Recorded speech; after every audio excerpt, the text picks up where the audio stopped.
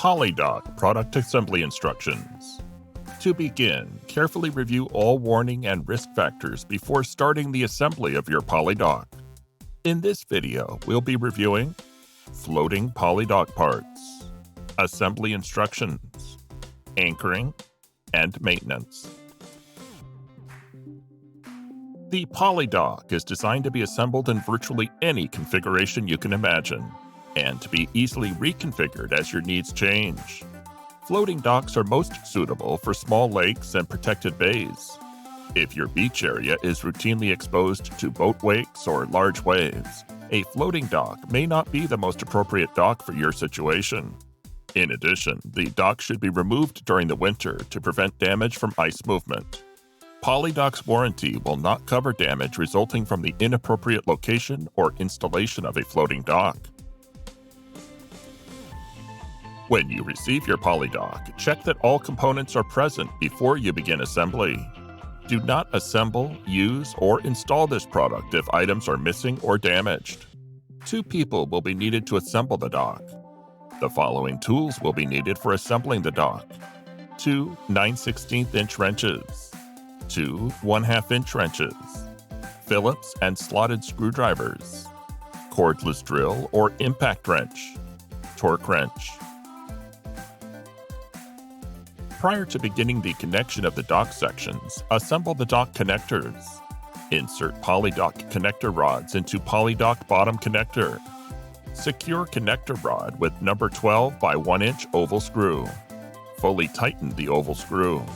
Insert 5/16 by 4 1/2 hex bolt through lock washer, rectangular washer, and the top PolyDock connector, and thread into connector rod about 1/4 inch.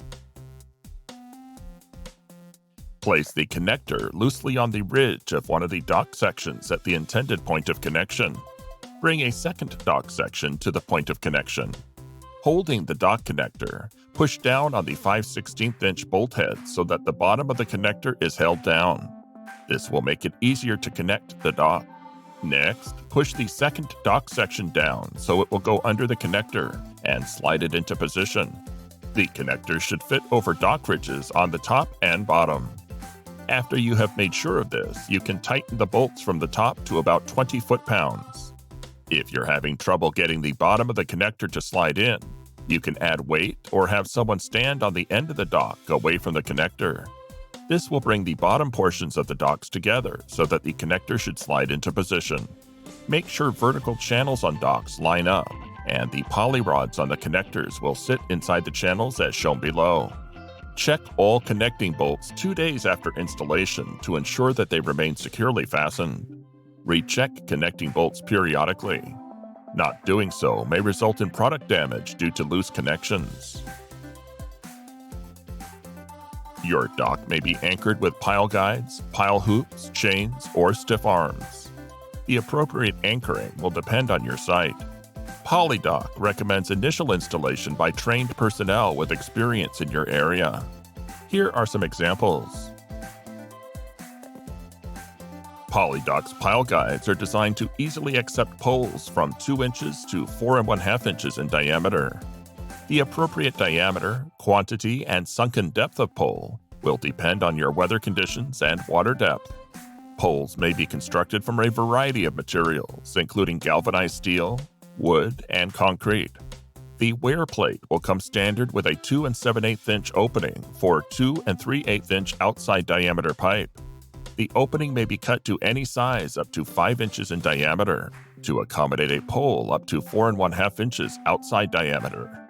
If the wear plate is worn down, allowing contact between the pipe and pipe bracket, replace the wear plate immediately.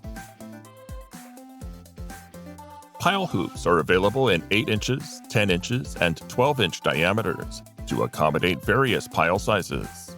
Pile hoops can also be positioned nearly anywhere along the length of the PolyDock to fit nearly any pile spacing dimensions.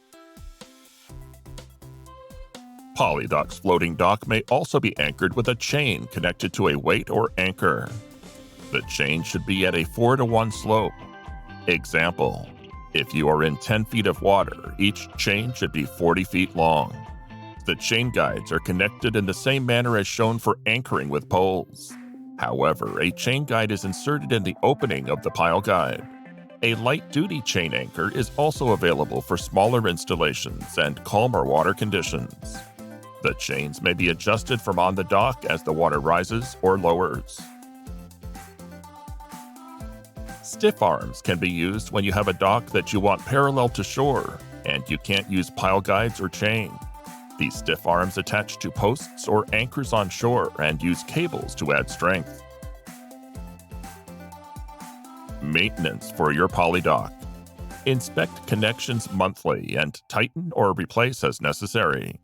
The dock should be removed in the winter. Moving ice may cause severe damage to the dock.